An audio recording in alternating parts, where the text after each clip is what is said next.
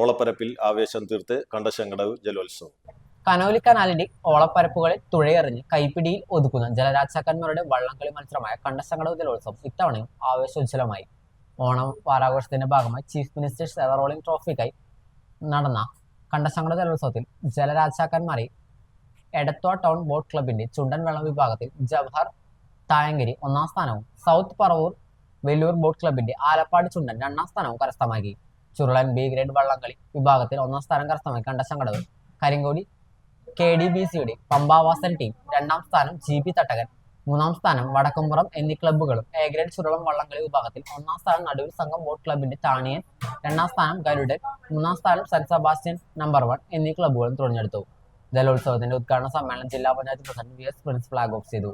സമാപന സമ്മേളനം ജില്ലാ കളക്ടർ അർജുൻ പാണ്ഡ്യൻ ഉദ്ഘാടനം നിർവഹിച്ച് വിജയിച്ച ടീമുകൾക്കുള്ള ട്രോഫിയും ക്യാഷ് അവാർഡും വിതരണം ചെയ്തു. വള്ളംകളി കലണ്ടറിൽ ഉൾപ്പെട്ടിട്ടുള്ള ചരിത്രപ്രസിദ്ധമായ വള്ളംകളികളിൽ ഒന്നായ കണ്ടശങ്കടവ് ജലോത്സവം പ്രസിദ്ധികളാൽ മുടക്കം വരാതെ ആവേശത്തോടെ സംഘടിപ്പിക്കാൻ പിന്നിൽ പ്രവർത്തിച്ച ജില്ലാ ഭരണകൂടത്തിനും ബ്ലോക്ക് പഞ്ചായത്തിനും ഗ്രാമപഞ്ചായത്തിനും ജില്ലാ കളക്ടർ നന്ദി അറിയിച്ചു. കണ്ടശങ്കടവ് ജലോത്സവത്തിന്റെ ഭാഗമായി സംഘടിപ്പിച്ച നീന്തൽ മത്സരം, പൂക്കൾ മത്സരം, ഘോഷയാത്ര എന്നിവയിൽ മികച്ച പഠനം കാഴ്ചവെച്ചവർക്കുള്ള സമ്മാനവും കളക്ടർ വിതരണം ചെയ്തു.